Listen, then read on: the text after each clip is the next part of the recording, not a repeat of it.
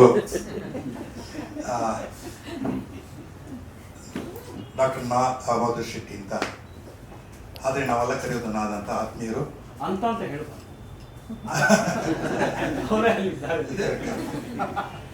ಒಂದು ಏನಪ್ಪ ಅಂದರೆ ಕಾಲಾಂತರ ಎಷ್ಟೋ ಜನ ಅಭಿಮಾನಿಗಳಲ್ಲಿ ನಾದ ಕೂಡ ಅವರು. ಬಹುಶಃ ನಾವು ಹಯವದನ ಮತ್ತು ಸತ್ತೋರ್ಲ ನಾಟಕನ ಕಾಸರಗೋಡಲ್ಲಿ ಪ್ರದರ್ಶನ ಮಾಡಿದ ಸಂದರ್ಭದಲ್ಲಿ ನಮ್ಮ ಭೇಟಿಯಾಯಿತು. ಸುಮಾರು 35 ವರ್ಷಗಳ ಮೇಲಾಯಿತು. ಸೊ ಮೊನ್ನೆ ಒಂದು ಇನ್ಸಿಡೆನ್ಸ್ ಹೇಳ್ತೀನಿ. ನಮ್ಮ ಕಾಸರಗೋಡು ಸಿನಿಮಾ ಅವ್ರದ್ದು ಒಂದು ಕಾರ್ಯಕ್ರಮ ಆಯಿತು. ಸೊ ಆ ಕಾರ್ಯಕ್ರಮಕ್ಕೆ ನಾನು ಹೋಗಿದ್ದೆ. ಅದರಲ್ಲಿ ಆ ಒಂದು ಕಾರ್ಯಕ್ರಮದಲ್ಲಿ ನಾದಾರ ಪಾತ್ರ ತುಂಬಾ ಇತ್ತು. ಜೊತೆಗೆ ಒಂದು ಪುಸ್ತಕನ ಹೊರತರ್ತಾರೆ. ಆ ಪುಸ್ತಕವನ್ನು ನೋಡಿದಾಗ ಇವ್ರ ಬಗ್ಗೆ, ಕಾಸರಗೋಡು ಚಿನ್ನದ ಬಗ್ಗೆ ಬಂದಾಗ ಅದರ ಸಂಪಾದಕರು ನಾದ ಆಗಿರ್ತಾರೆ. ಎಲ್ಲವನ್ನು ಕ್ರೋಢೀಕರಿಸಿ ಎಲ್ಲವನ್ನು ಸಂಗ್ರಹಿಸೋದಿದೆಯಲ್ಲ, ತುಂಬ ಕಷ್ಟದ ಕೆಲಸ. ಈ ಥರದ ಕಷ್ಟದ ಕೆಲಸವನ್ನು ಕಾರಾಂತರ ಹೇಗೆ ಇಷ್ಟಪಟ್ಟು ಮಾಡ್ತಾಯಿದ್ರು ಹಾಗೇನೇ ನಾದನೂ ಮಾಡ್ತಾಯಿದ್ರು. ಸೊ ನಾದ ಅವ್ರಿಗೆ ಕಾರ ಅಂತಂದರೆ ಇಷ್ಟ. ಹಾಗಾಗಿ ಇವತ್ತು ಕರಾವಳಿಯ ಕಾರ ಅಂತ ಹೇಗೆ ಕಂಡಿದ್ದಾರೆ ಅಂತ ನಮ್ಮ ಮುಂದೆ ಅವರ ವಿಷಯನ ಬಿಚ್ಚಿಡ್ತಾರೆ. ಓವರ್ ಟು ನಾದ.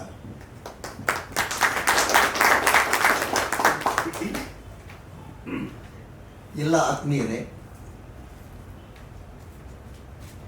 ನಾನು ನಾಗಾಭರಣ ಜೊತೆ ಹೇಳ್ತಾ ಇದ್ದೆ, ಇವತ್ತು ನನ್ನ ಮಾತು ಬೇಡ. ಯಾಕೆ ಹಾಗೆ ಹೇಳ್ತಾ ಇದ್ದೆ ಅಂತಂದ್ರೆ, ನೀವೆಲ್ಲರೂ ಅರುಣ್ ಸಾಗರ್ ಕಾರಂತರನ್ನು ಕಟ್ಟಿಕೊಟ್ಟಂತಹ ಒಂದು ಭವ್ಯವಾದಂತಹ ಭೂಮವಾದಂತಹ ಒಂದು ಆಲೋಚನೆ ಒಳಗಡೆ ನೀವೆಲ್ಲ ಸಿಲುಕು ಬಿದ್ದಿದ್ದೀರಾ. ಈಗ ನಾನು ಕೂಡ ಸಿಲುಕು ಬಿದ್ದಿದ್ದೆ.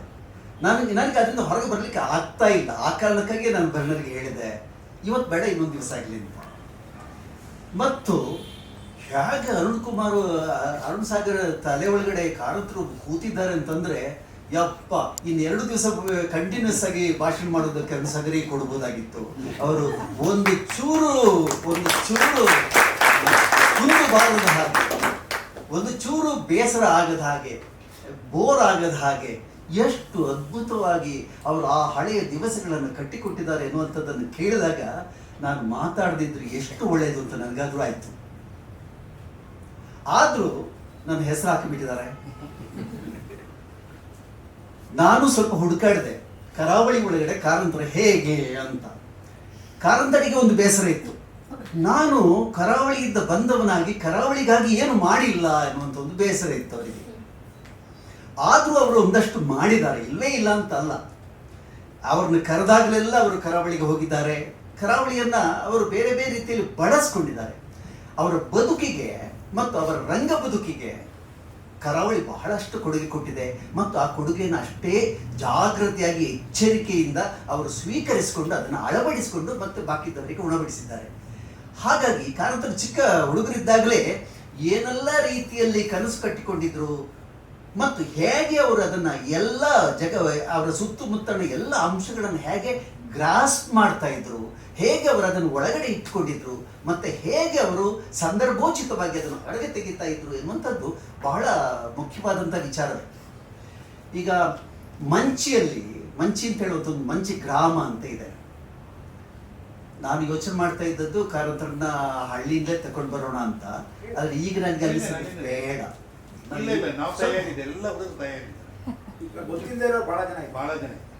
ನೀವು ವೈದೇಹಿಯರು ಒಂದಷ್ಟು ಬರೆದು ಬಿಟ್ಟಿದ್ದಾರೆ, ಅದನ್ನೆಲ್ಲ ಅನೇಕರು ತಿಳ್ಕೊಂಡಿಲ್ಲ. ಮತ್ತು ಇದು ಬೆನಕಾಯಿತು. ಹಾಗಾಗಿ ಕಾರಂತರನ್ನು ಗೊತ್ತಿಲ್ಲ ಅಂತ ಹೇಳೋದು ಮಾತೇ ಬರೋದಿಲ್ಲ. ಇರಲಿ, ಮಂಚಿ ಬಗ್ಗೆ ಹೇಳ್ತಾರೆ. ಮಂಚಿಯಲ್ಲಿ ಈ ಕಾರಂತರಿಗೆ ಕಾಳಿದಾಸ್ ಸನ್ಮಾನ್ ಬಂದ ನಂತರ ಮಂಚಿ ಅನ್ನುವಂಥದ್ದು ಒಂದು ಗ್ರಾಮ, ಬಂಟ್ವಾಳದಲ್ಲಿ ಇದೆ ಅದು. ಆ ಗ್ರಾಮದ ಜನರು ಇವರಿಗಾಗಿ ಒಂದು ಸನ್ಮಾನ, ಕಾಳಿದಾಸ್ ಸನ್ಮಾನ ಬಂದದ್ರ ಹೆಸರು ಹೇಳಿಕೊಂಡು ಒಂದು ಸನ್ಮಾನ ಮಾಡಿದ್ರು. ಅದರಲ್ಲಿ ಖುಷಿ ಹರಿದಾಸ್ಭಟ್ರು ಮತ್ತೆ ಗುಲ್ವಾಡಿಯವರು, ಸಂತೋಷ್ ಕುಮಾರ್ ಗುಲ್ವಾಡಿ, ತರಂಗದ ಸಂಪಾದಕರಾಗಿದ್ದವರು, ಅವರು ಅತಿಥಿಗಳಾಗಿದ್ದರು. ಗುಲ್ವಾಡಿ ಅವರು ಮಾತಾಡ್ತಾ ಹೇಳಿದ್ರಂತೆ, ಇದು ನನಗೆ ಐಕೆ ಕೊಟ್ಟಂತೆ. ನಾನು ಇದಕ್ಕೆ ಬೇಕಾಗಿ ನಾನು 3 ಇಂಟರ್ವ್ಯೂ ಮಾಡಿದ್ದೆ ಈ ಇವತ್ತಿನ ಮಾತಿಗೆ ಬೇಕಾಗಿ. ಒಂದು ಐಕೆ ಬುಲ್ವಾರ್, ಇನ್ನೊಂದು ರಾಜಶೇಖರ್ ರಾವ್ ಅಂತ ಅಭಿವ್ಯಕ್ತ ಸೆಕ್ರೆಟರಿ ಆಗಿದ್ದವರು, ಮತ್ತೆ BK ಕಾರಂತ, ಶಿವರಾಮ್ BV ಕಾರಂತರ ತಮ್ಮ ಕೃಷ್ಣ ಕಾರಂತ. ಸೊ ನನಗೆ ಇದು ಐಕೆಯಿಂದ ಸಿಕ್ಕಿದಂಥ ವರ್ತಮಾನ. ಅಲ್ಲಿ ಗುಲ್ವಾಡಿ ಅವರು ಹೇಳಿದ್ರಂತೆ, ಕಾರಂತರ ಹಯವದನವನ್ನು ನೋಡುವುದಕ್ಕೆ ಬೇಕಾಗಿ ನಾನು ಮುಂಬೈಯಿಂದ 2 ಬಾರಿ ಪ್ಲೇನಲ್ಲಿ ಬಂದಿದ್ದೇನೆ. ಅಷ್ಟು ಅದ್ಭುತವಾಗಿತ್ತು ಅದು. ಅದರೊಳಗಡೆ ನನಗೆ ಇವತ್ತಿಗೂ ನೆನಪಿರುವಂತ ಒಂದು ಅಂಶ ಅಂತಂದ್ರೆ, ಅಲ್ಲಿ ಒಂದು ಮದುವೆ ಸಂದರ್ಭ ಬರುತ್ತಲ್ಲ, ಆ ಮದುವೆಯಲ್ಲಿ ಒಂದು ಪರದೆಯನ್ನು ಮೇಲಕ್ಕೆ ಎತ್ತಿ ಪರದೆಯನ್ನು ಸರಿಸುವುದು, ತಕ್ಷಣವೇ ಹಾರ ಹಾಕುವಂತ ಒಂದು ದೃಶ್ಯ ಇದೆಯಲ್ಲ, ಅವರು ಅದನ್ನು ಹೇಗೆ ಕಟ್ಟಿದ್ದಾರೆಯೋ ನನಗೆ ಗೊತ್ತಿಲ್ಲ, ಅದು ನಿಜಕ್ಕೂ ಒಂದು ವಿಸ್ಮಯದ ದೃಶ್ಯ ಅಂತ ಹೇಳಿ ಅದನ್ನು ಹೊಗಳ್ತಾ ಇದ್ರಂತೆ. ಆವಾಗ ಬಿ ವಿ ಕಾರಂತರು ಇದನ್ನೆಲ್ಲ ಕೇಳಿದವರು, ಅವರು ಮಾತಾಡುವಂತ ಹೊತ್ತಿಗೆ ಅದು ಕೇವಲ ಒಂದು ಮಾತಾಗಿರ್ಲಿಲ್ಲವಂತೆ, ಅದು 1.25 ಗಂಟೆಯ ರಂಗ ಮಹಾಬೋಧನೆಯಾಗಿತ್ತಂತೆ. ಅದು ನಿರಂತರವಾಗಿ ಅವರು 1.25 ಗಂಟೆ ಮಾತಾಡಿದಂತೆ. ಅವರು ತಮ್ಮ ಬಾಲ್ಯದಿಂದ ಮೊದಲುಗೊಂಡು ಎಲ್ಲ ಅವರು ಹೇಗೆ ಈ ಪರಿಸರವನ್ನ ಆಘ್ರಾಣಿಸಿಕೊಂಡು ಆಸ್ವಾದಿಸ್ತಾ ಇದ್ರು ಮತ್ತೆ ಒಳಗಡೆ ಇಟ್ಕೊಂಡಿದ್ರು ಎನ್ನುವುದನ್ನು ಅವರು ಹೇಳಲಿಕ್ಕೆ ಶುರು ಮಾಡಿದ್ರು. ಅವ್ರು ಹೇಳಿದಂತೆ, ಹಯವದನ ನೀವು ನೋಡಿದ್ರಿ, ಸರಿ, ಖುಷಿ ಪಟ್ರಿ. ಈ ಹಯವದನ ನನಗೆ ಎಲ್ಲಿಂದ ಸಿಕ್ತು, ಹಯವದನದ ಈ ದೃಶ್ಯ ನನಗೆ ಎಲ್ಲಿಂದ ಸಿಕ್ತು ಅಂತಂದ್ರೆ, ನಾನು ಹಳ್ಳಿಯಲ್ಲಿದ್ದಾಗ, ಹುಕ್ಕಾಜಿಯಲ್ಲಿದ್ದಾಗ ಮತ್ತು ಬಾಬುಕೋಡಿಯಲ್ಲಿ ಇದ್ದಾಗ ನಾನು ಮದುವೆಗಳಿಗೆ ಹೋಗ್ತಾ ಇದ್ದೆ. ಯಾಕೆ ಹೋಗ್ತಾ ಇದ್ದೆ ಅಂತಂದ್ರೆ, ಆ ದಿವಸಗಳ ಬಡತನವೇ ಅದಕ್ಕೆ ಬಹಳ ಮುಖ್ಯವಾದ ಕಾರಣ. ಆಮಂತ್ರಣ ಬೇಕಾಗಿರ್ಲಿಲ್ಲ. ಹೋಗ್ತಿದ್ದೆ, ಅಲ್ಲಿ ಮದುವೆಯ ಊಟ ಸಿಗಬೇಕಾದ್ರೆ ಈ ಸಮಾರಂಭಗಳೆಲ್ಲ ಆಗಬೇಕು. ಅದೊಂದು ಹಾರ ಹಾಕುವ ಮತ್ತು ಪರದೆಯನ್ನು ಹಿಡಿದು ಆ ಕಡೆ ಈ ಕಡೆ ನಿಂತ್ಕೊಂಡು ವಧುವರು ನಿಂತುಕೊಂಡಿರುವಂತ ಆ ದೃಶ್ಯ ಯಾವಾಗ ಮುಗೀತದೆ ಅಂತ ಇವರು ಕಾಯ್ತಾ ಇದ್ದಾರೆ. ಹಾಗಾಗಿ ಆ ಕೊನೆಯ ದೃಶ್ಯಕ್ಕೆ ಬೇಕಾಗಿ ಅವರು ಊಟ ಸಿಗ್ಬೇಕಲ್ಲ, ಹಾಗಾಗಿ ಆ ದೃಶ್ಯ ಮುಗಿಯುವ ಒಂದು ಸಂದರ್ಭಕ್ಕೆ ಕಾದು ಆ ದೃಶ್ಯವನ್ನೇ ನೋಡ್ತಾ ಇರುವುದಂತೆ ಇವರು. ದೃಶ್ಯ ಮುಗೀತಾ ಟಕ್ ಅಂತ ಇವರು ಹೋಗುದು, ಊಟ ಕೂತ್ಕೊಳ್ಳೋದು, ಅಲ್ಲಿ ಊಟ ಮಾಡ್ತಾ ಇದ್ರು. ಬಟ್ ಆ ದೃಶ್ಯ ಇದೆಯಲ್ಲ, ಅದವರ ತಲೆಯಲ್ಲಿತ್ತು. ಹಯವದನಲ್ಲಿ ಅದನ್ನ ಬಳಕೆ ಮಾಡಿದ ನಾನು ಅಂತ ಹೇಳ್ತಾರೆ ಕಾರಂತರು. ಜೋಕುಮಾರ ಸ್ವಾಮಿಯಲ್ಲಿ ಒಂದು ದೃಶ್ಯ ಬರುತ್ತೆ, ಸಾಮಾನ್ಯ ಅನೇಕ ದೃಶ್ಯಗಳು ಬರ್ತವೆ. ಹಾಗೆ ಜೋಕುಮಾರದ ಆ ಜಮೀನ್ದಾರ ಎತ್ತರದ ಒಂದು ಜಾಗದಲ್ಲಿ ಕೂತ್ಕೊಳ್ತಾನಲ್ಲ, ಅವರೆಲ್ಲ ಕಾಲಾಳುಗಳೆಲ್ಲ, ಅವ್ರ ಸೇವಕರೆಲ್ಲ ಬಂದ್ಬಿಟ್ಟು ಆ ಮೂಲೆಯಲ್ಲಿ ನಿಲ್ತಾರಲ್ಲ, ಕೆಲವರು ಬಗ್ಗಿ, ಕೆಲವರು ಕೂತು, ಎಲ್ಲ ಬೇರೆ ಬೇರೆ ರೀತಿಯಲ್ಲಿ ನಿಲ್ತಾರಲ್ಲ. ಇದು ಎಲ್ಲಿಂದ ಸಿಕ್ತು ಕಾರಂತರು ಅಂತ ಹೇಳ್ತಾರೆ. ಕಾರಂತರಿಗೆ ಅಲ್ಲಿ 10 ಮುಡಿ ಮನೆ ಅಂತ ಇದೆ, ಅದು ಕೂಡ ಈ ಮಂಚಿ ಗ್ರಾಮದಲ್ಲಿ ಇದೆ. ಈ 10 ಮುಡಿ ಒಂದು ಫ್ಯಾಮಿಲಿ, ದೊಡ್ಡ ಫ್ಯಾಮಿಲಿ ಅವರು. ಆ ಫ್ಯಾಮಿಲಿಯಲ್ಲಿ ಅವರು ಪಟೇಲ್ ಇರ್ತಾರೆ. ಈ ಪಟೇಲರು ಒಂದು ಕಡೆಯಲ್ಲಿ ಎತ್ತರದ ಒಂದು ಜಾಗದಲ್ಲಿ ಯಾವತ್ತೂ ಕೂತ್ಕೊಳ್ಳುತ್ತೆ. ಬೆಳಿಗ್ಗೆ ಕೂತು ಎಲ್ಲ ಆಯಾ ದಿವಸದ ಕೆಲಸಗಳಿಗೆ ಸಂಬಂಧಪಟ್ಟಾಗ ಎಲ್ಲರನ್ನ ಕರೆದು, ಇಷ್ಟು ಜನ ಇಲ್ಲಿ ಮತ್ತೆ ಇಷ್ಟು ಜನ ಇಲ್ಲಿ ಕೂತ್ಕೊಂಡಿದ್ದಿರಲ್ಲ, ಆ ತರದಲ್ಲಿ ಕೂತ್ಕೊಳಿಸಂತೆ. ನಾನು ಪಟೇಲ, ಇಲ್ಲಿ ಮಧ್ಯದಲ್ಲಿ ಕೂತ್ಕೊಳ್ಳೋದು, ಕೂತು ಎಲ್ಲ ಆರ್ಡರ್ಸ್ ಕೊಡುವಂತೆ. ಅವರು ಕೆಲವರು ಬಹಳ ಧೈರ್ಯ ಸ್ಥಿತಿಯಲ್ಲಿ ಹೀಗೆಲ್ಲ ಹಾಗೆಲ್ಲ ನಿಂತಿರ್ತಾರೆ ಮತ್ತು ಹೋಗಿ ಕೂತಿರ್ತಾರೆ. ಸರಿ, ಈ ದೃಶ್ಯವನ್ನ ಒಂದು ಪಿಕ್ಚರೈಸೇಷನ್ ಮಾಡಿಕೊಂಡು ಮನಸ್ಸಲ್ಲಿ ಕಾರಂತರು ಇಟ್ಟುಕೊಂಡಿದ್ರಂತೆ. ಎಷ್ಟೋ ಸಮಯದಿಂದ ಅದು ಅವರನ್ನು ಹಾಂಟ್ ಮಾಡ್ತಾ ಇತ್ತಂತೆ. ಅವ್ರು ಹೇಳ್ತಾ, ಜೋಕುಮಾರ ಸ್ವಾಮಿಯ ಸಂದರ್ಭದಲ್ಲಿ ಇದೇ ದೃಶ್ಯವನ್ನು ನಾನು ಬಳಸ್ಕೊಂಡೆ ಅಂತಾರೆ. ಎಲ್ಲಿಂದಲ್ಲ ಅವ್ರಿಗೆ ಯಾವ ಮೂಲಗಳಿಂದ ಅವರಿಗೆ ಸಿಗ್ತವೆ ಅಂತ ನೋಡುವುದಕ್ಕೆ. ಹಾಗೇನೆ ಈ ಅವರು ಕದ್ದು ಶಾಲೆಯಲ್ಲಿ, ಕುಕ್ಕಾಜಿ ಶಾಲೆಯಲ್ಲಿದ್ದಾಗ ಅವ್ರು ಕದ್ದು ಬೀಡಿ ಸೇರ್ತಿದ್ರಂತಲ್ಲ. ಒಬ್ರು ಸಾಯಿಬರು ಬೀಡಿ ಸೇರ್ಲಿಕ್ಕೆ ಕಲಿಸ್ಕೊಟ್ಟಿದ್ರಂತೆ. ಹಾಗಾಗಿ ಅವರು ಕೂಡ ಕದ್ದು ಬೀಡಿ ಸೇರ್ಲಿಕ್ಕೆ ಶುರು ಮಾಡಿದ್ರಂತೆ. ಆದ್ರೆ ಹೊರಗಡೆ ಎಲ್ಲ ಕಾಣಿಸ್ಬಾರ್ದಲ್ಲ, ಅದಕ್ಕಾಗಿ ಅವರು ಮತ್ತೆ ಅವರ ಹತ್ತಿರದ ಫ್ರೆಂಡ್ಸ್ ಈ ಕುಕ್ಕಾಜಿ ಶಾಲೆಯ ಒಂದು ಕತ್ತಲೆ ಕೋಣೆ ಇದೆ ಅಂತೆ, ಅಲ್ಲಿ ಕಿಟಕಿ ಬಾಗಿಲೆಲ್ಲ ಹಾಕೊಂಡು ಕೂತ್ಕೊಂಡು ಇವರು ಬೀಡಿ ಸೇರ್ತಿದ್ರಂತೆ. ಬೀಡಿ ಸೇರಿ ಅವು ಕತ್ತಲೆ ಅವಾಗೆಲ್ಲ ಕತ್ತಲೆ. ಬೀಡಿ ಸೇರುವಾಗ ಆ ಬೀಡಿಯಿಂದ ಕಲರ್ಫುಲ್ ಆದಂತ ಒಂದು ಕೆಂಪು ಬಣ್ಣ ಬರುತ್ತಲ್ಲ, ಅದರ ಕುತ್ತಿ ಅಂದ್ರೆ ಅದರ ಬೊಡ್ಡೆ, ಅದರ ಕಾಂಡ, ಅಡಿ ಬಂದಾಗ ಆ ಅಡಿಯನ್ನು ಸ್ವಲ್ಪ ನೆಲಕ್ಕೆ ಹಾಕಿಸಿದ್ರೆ ಅಲ್ಲಿ ಒಂದು ಚಟ್ಟೆ, ಗೊಂಡೆ ಹೂವಿನ ರೂಪ ಬರುತ್ತೆ. ಅದನ್ನ ಇಟ್ಕೊಂಡು ಇವರು ಏನ್ ಮಾಡ್ದಂತೆ, ಹೀಗೆ ಮಾಡೋದು, ಆ ಕಡೆಗೆ ಈ ಕಡೆಗೆ ಹೀಗೆ ಆಹಾ ಅಂತ ಅಲ್ಲಿ ಸ್ವಲ್ಪ ಆ ಬೆಂಕಿಯನ್ನು ನೋಡ್ಕೊಂಡು ಖುಷಿ ಪಡೋದಂತೆ. ಈ ಖುಷಿ ಪಡ್ತಾ ಇದ್ದಂತ ದೃಶ್ಯ ಎಷ್ಟೋ ಕಾಲ ಅವರ ತಲೆ ಒಳಗಡೆ ಇತ್ತಂತೆ. ಅದು ಏನಾಯ್ತು ಅಂತಂದ್ರೆ, ಗೋಕುಲ ನಿರ್ಗಮನ ಮಾಡುವಾಗ ಊದುಬತ್ತಿಯ ದೃಶ್ಯಗಳೇನಿದೆಯಲ್ಲ, ಕತ್ತಲೆಯಲ್ಲಿ ಊದುಬತ್ತಿ ಓಡಾಡ್ತದಲ್ಲ, ಹೀಗೆ ಆ ಸಂದರ್ಭಗಳಿಗೆ ಈ ಬೀಡಿ ಕುತ್ತಿ ಪ್ರೇರಣೆ ಅಂತ ಅವರಿಗೆ ಇನ್ಸ್ಪಿರೇಷನ್. ಬೀಡಿ ಕುತ್ತಿಯಿಂದ ಅಷ್ಟು ನೋಡಿ, ಒಂದೊಂದನ್ನು ಕೂಡ ಅವರು ಹೇಗೆ ಬಳಕೆ ಮಾಡ್ಕೊ, ಯಕ್ಷಗಾನ ಇತ್ಯಾದಿಗಳನ್ನು ಬಳಕೆ ಮಾಡಿದ್ರ ಬಗ್ಗೆ ಅವ್ರ ನಾಟಕದಲ್ಲಿ ನಾವು ಹೇಳಬೇಕಾದ ಅಗತ್ಯವೇ ಇಲ್ಲ. ಈ ತರದಲ್ಲಿ ಸಮಾಜದ ಮಧ್ಯದಿಂದಲೇ ಯಾಕೆ ಹಿಂಸೆ ಬೇಕು ಕರಾವಳಿಗೆ ಸಂಬಂಧಪಟ್ಟ ಹಾಗೆ ಅಂತ ಹೇಳಿದಾಗ ಯೋಚನೆ ಮಾಡಲಿಕ್ಕೆ ಶುರು ಮಾಡಿದ್ರು. ಕರಾವಳಿ ಏನೆಲ್ಲ ಮಾಡಿದ್ದಾರೆ ಇವರು ಅಂತ. ಕರಾವಳಿಯಲ್ಲಿ ಇವರು 70ರ ದಶಕದ ಆದಿಯಲ್ಲಿ ಎಲ್ಲ ಇದಕ್ಕೆಲ್ಲ ಕಾರಣದಲ್ಲಿ ಕೂತಿದಾರಲ್ಲ, ಬಿಳಿ ಹಳದಿ ಶರ್ಟ್ ಹಾಕಿ ಅವರೇ ಅನೇಕ ಕೆಲಸಗಳಿಗೆ ಕಾರಣ. ಅವರು ಕಪ್ಪಣ್ಣ ಅವರು ಇವ್ರನ್ನ ಅಲ್ಲಿಗೆ ಆರ್ಗನೈಸಿಂಗ್ ಸಂಘಟಕ. ಹಾ, ಅದರಲ್ಲಿ ಸಂಘಟಕ ಎನ್ನುವುದಕ್ಕೆ ಒಂದು ಸಣ್ಣ ಮಾತು ನೆನಪಾಯ್ತು. ಈ ಇಲ್ಲ, ನಾನು ಮೊದಲಿಂದ ಬರ್ತೇನೆ ಇಲ್ಲಿ ಉಡುಪಿಯಲ್ಲಿ ಮೊತ್ತ ಮೊದಲು ಮುಗಿತಲ್ಲ ಅದೆಲ್ಲ ಮುಗಿದೋಗಿದೆ. ಮೊತ್ತ ಮೊದಲು ಅಂದ್ರೆ ಸ್ವಲ್ಪ ನಾನು ಹೇಳಿದಾಗ ಮೊದಲಿಂದಲೇ ಪ್ರಾರಂಭ ಮಾಡೋಣ ಅಂತಿದ್ದೆ, ನಾನು ನಡುವಿಗೆ ಬಂದ್ಬಿಟ್ಟೆ, ಹಾಗಾಗಿ ಈ ಕನ್ಫ್ಯೂಷನ್ ಇರಲಿ. ಏನೇ ಇರಲಿ, ಉಡುಪಿಯ MGM ಕಾಲೇಜ್ ಪರಿಸರದಲ್ಲಿ ಕಾರಂತರು ಆವಾಗ ತುಗ್ಲಕ್ ಮತ್ತು ಹೆಗ್ಗಾಯಣ ಎನ್ನುವಂಥ ನಾಟಕವನ್ನು ಮಾಡಿದ್ರು. ಆಗ ಹೆಗ್ಗಾಯಣ ಎನ್ನುವಂಥ ನಾಟಕದ ಬಗ್ಗೆ ವೈದೇಹಿ ಏನು ನಮ್ಮ ಇಲ್ಲಿರ್ತಾರೆ ಅದ್ರಲ್ಲಿ ಏನು ಹೇಳಿಲ್ಲ. ನಾನು ಅತ್ತೆ ಹುಡುಕಾಡ್ತಾ ಇದ್ದೆ. ಅದು ನನಗೆ ಬಹಳ ಮುಖ್ಯ ಏನು ಅಂತ ಹೇಳಿದ್ರೆ ಅಲ್ಲಿ ಕಾಸ್ಟ್ಯೂಮ್ಸ್ ಮಾಡಿಸ್ತಾರೆ. ತುಗ್ಲಕ್ ನಾಟಕಕ್ಕೆ ವಿವಿಧ ಬಗೆಯ ಕಾಸ್ಟ್ಯೂಮ್ಸ್. ಅಲ್ಲಿಯ ತನಕ ಉಡುಪಿಯ ಜನಗಳು ಈ ತರದ ಕಾಸ್ಟ್ಯೂಮ್ ನಲ್ಲಿ ಒಂದು ನಾಟಕ ಮಾಡಬಹುದು ಅಂತ ಅಂದ್ಕೊಂಡಿರ್ಲಿಲ್ಲ. ಆ ತರದ ಕಾಸ್ಟ್ಯೂಮ್ಸ್ ಅದು. ಆಮೇಲೆ ಅದನ್ನ ಅಷ್ಟು ಖರ್ಚು ಮಾಡಿ ಆ ದಿವಸಗಳಲ್ಲಿ 20,000 ರೂಪಾಯಿ ಎಷ್ಟು ಖರ್ಚು ಮಾಡಿದಂತ ಆ ದಿವಸಗಳಲ್ಲಿ ಅದನ್ನ ಉಪಯೋಗಿಸ್ಕೊಳ್ಳಿಕ್ಕೆ ಸಾಧ್ಯ ಆಗಲಿಲ್ಲ. ಆಮೇಲೆ ಅದು ಹಾಗೇ ಬಿದ್ಕೊಂಡಿತ್ತಂತೆ. ಯಾವ ನಾಟಕದಾದ್ರೂ ಅದನ್ನು ಬಳಸಬಹುದಾಗಿತ್ತಲ್ಲ, ಸಾಧ್ಯವಾಗದೆ ಒದ್ದಾಡ್ತಾ ಇದ್ರು. ಅದು ಬೇರೆ ಪ್ರಶ್ನೆ. ಈಗ ಅಲ್ಲಿ ಏನು ಪ್ರಯೋಜನ ಆಯಿತು ಈ ನಾಟಕಗಳನ್ನ ಅಂಧಯುಗ ಕೂಡ ಆಮೇಲೆ ಈ ನಾಟಕಗಳನ್ನೆಲ್ಲ ಮಾಡಿ ಅಲ್ಲಿ ಕಾರಂತರು ಅಲ್ಲಿ ಮಾಡಿಸಿದ ನಂತರ ಏನು ಪ್ರಯೋಜನ ಆಯಿತು ಎನ್ನುವಂಥದ್ದು ಒಂದಿದೆ.